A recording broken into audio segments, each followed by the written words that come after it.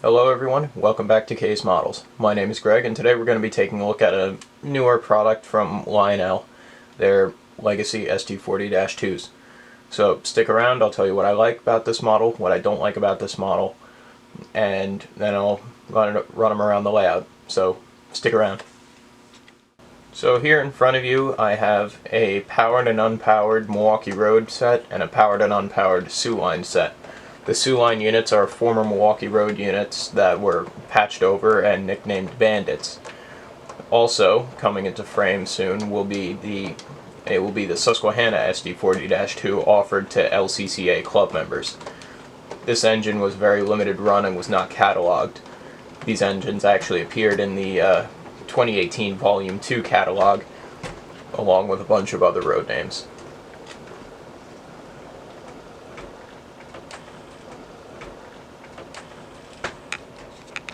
Right now I'll give you all a little bit of a prototype backstory on the Milwaukee Road SD40-2. So number 190 and 197, the two Milwaukee Road SD40-2s in front of you, were part of the fourth and final order for SD40-2s from the Milwaukee Road. These engines were equipped with 3,200 gallon fuel tanks, standard dynamic brakes, an electronic bell, front and rear snow plows, and a standard 88-inch nose, as well as ratchet handbrakes. So this also applied to all the other SD40-2s that Milwaukee Road had, in which they had 90. This final order was delivered and placed in service between June 7th and July 1st of 1974. So the scheme that these engines were in were kind of the last scheme that the SD40-2s would wear. They were delivered in this scheme and were an attempt by the Milwaukee Road to kind of modernize and update the regular plain orange and black scheme that they've had for years prior.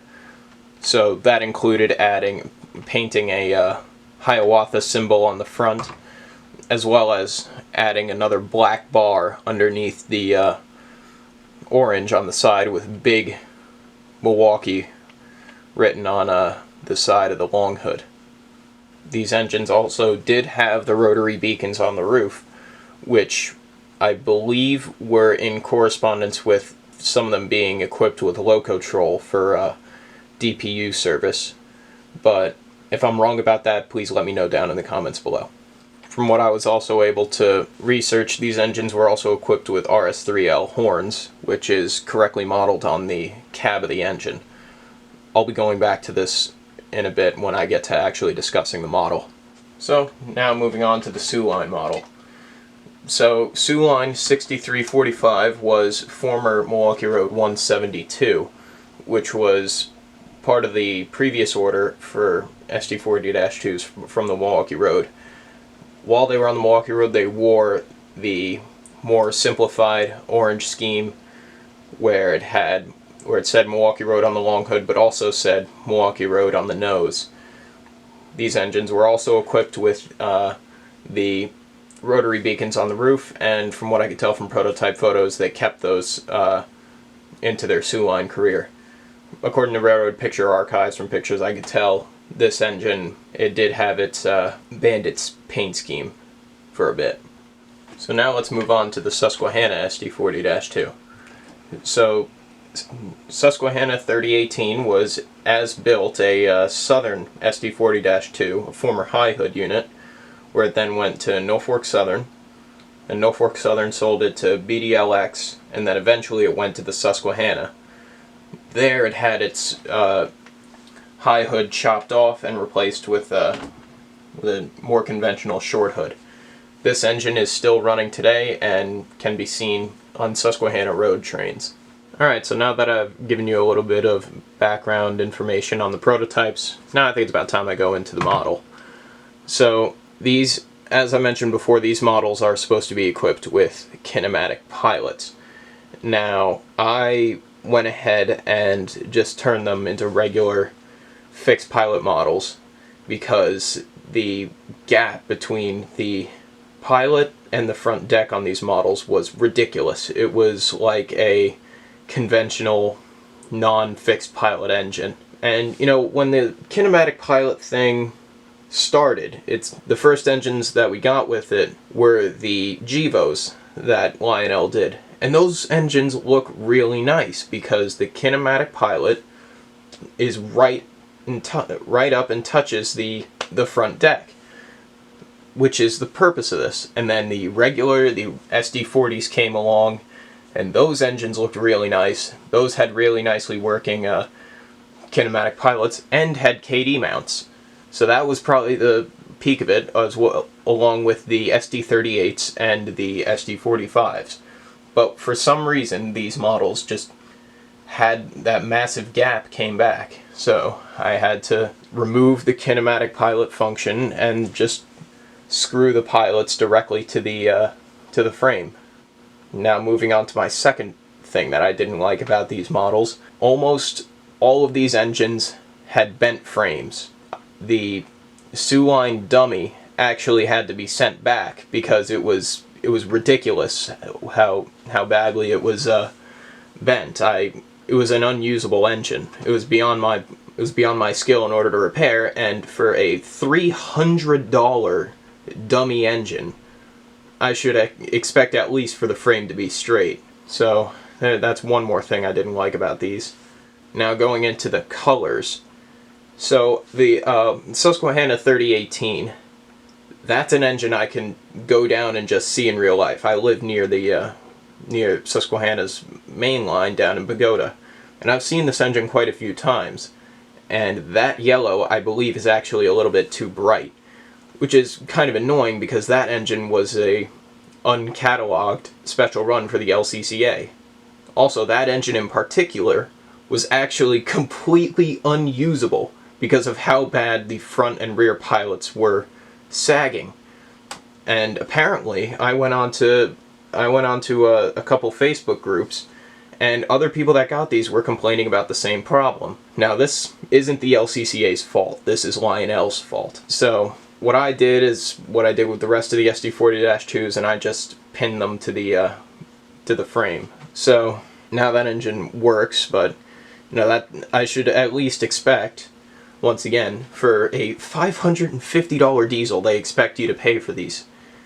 I should expect it to at least be able to run on track that isn't perfectly level, maybe just with a small gradient. I'm going to focus on the Susquehanna engine once again here, just for a quick little thing I didn't like. If you look at the front pilot there, you'll notice that actually two of the air hoses are missing. That's how this engine came to me. I wasn't able to confirm if they left those off on purpose. It honestly doesn't look like it, and if they were just going to do one, then why make it look like it was broken? So it's just another little thing I didn't like about that.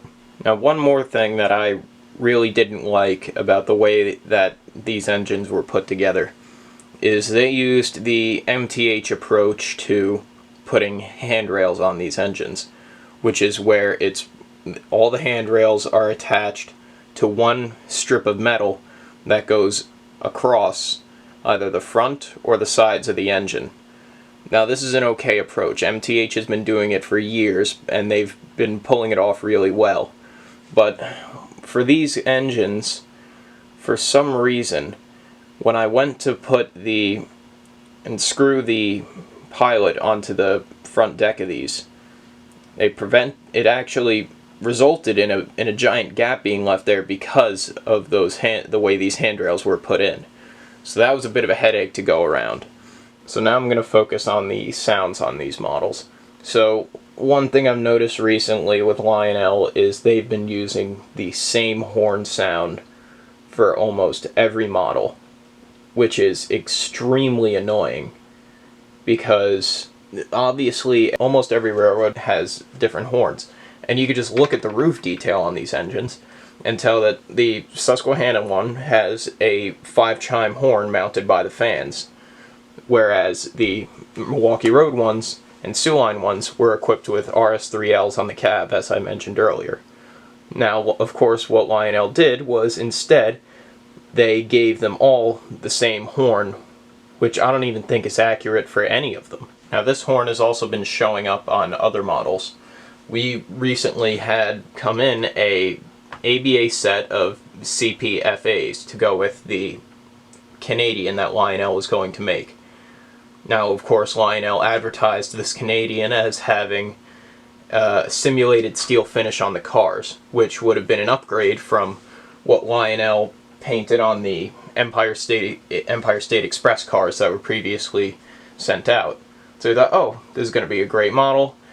Sure enough, they had the same finish, so we canceled that order of the Canadian and just got the engines, just seeing if they would be redeemable.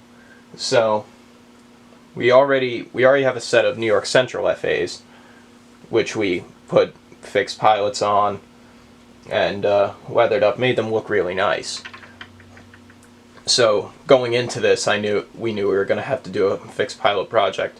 But when I put it on the track just to test it, because I can't trust Lionel quality control anymore, and I blew the horn. The engine obviously had modeled on it the same single chime horn that the New York Central one had. But for some reason, they gave it the sound effect with the same horn as these three SD40-2s and all the other SD45s. So I don't know what's going on with Lionel there, because in HO, you can just get any decoder from any company, plug in a few CVs, and have the correct horn right there.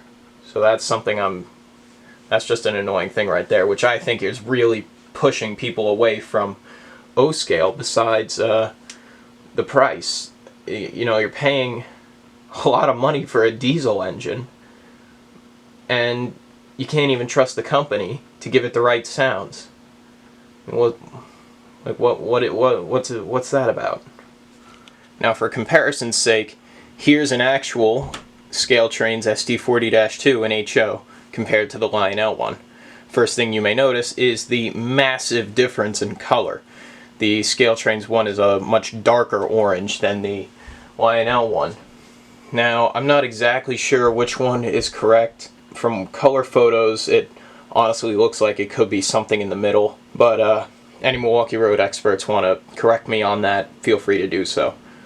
But on the Scaletrains model, this engine, with what I can expect from it for almost half the price, actually less than half the price for what Lionel expects from you for the O-scale SD40, is I know I'm going to get the correct horn and engine sounds. I'm going to have completely configurable lighting, where on the Scaletrains model, I can just hit function 5, I think it is, and I can cycle through 3 different colors of LEDs for the marker lights on both the front and rear, depending on what I want. Whereas on the Lionel one, it's just red on the rear, and I can't do anything about that. One other thing is, you know, people aren't going to stick around with O-scale if this is the standard that Lionel wants to expect. All my friends that are around my age are all going to HO because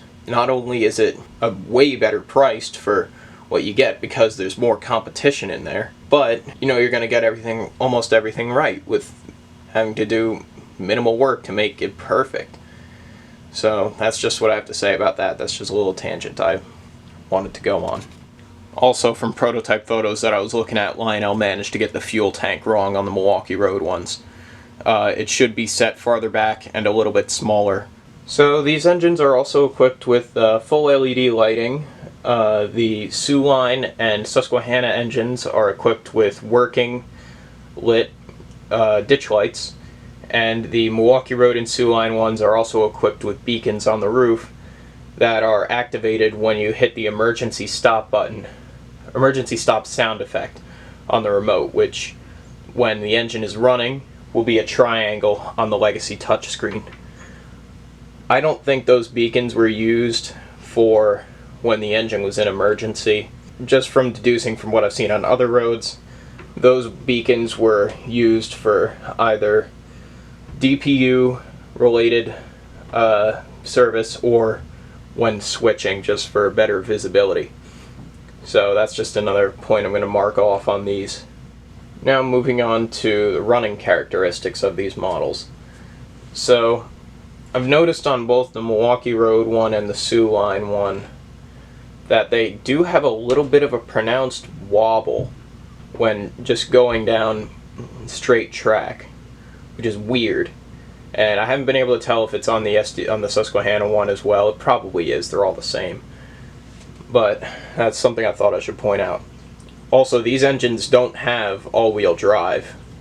The lead wheel set on each truck is unpowered, which is weird. I don't know why Lionel thinks that's a good idea, because going back to the Scale Trains one, that engine's got all-wheel pickup and all-wheel drive on an engine half the size. So that's just no excuse that's just Lionel cheaping out, in my opinion. Alright, I think I've chewed these engines out quite enough for this video. So now let's go into running these, and then you guys can see for yourself if you think these engines are worth getting for yourselves.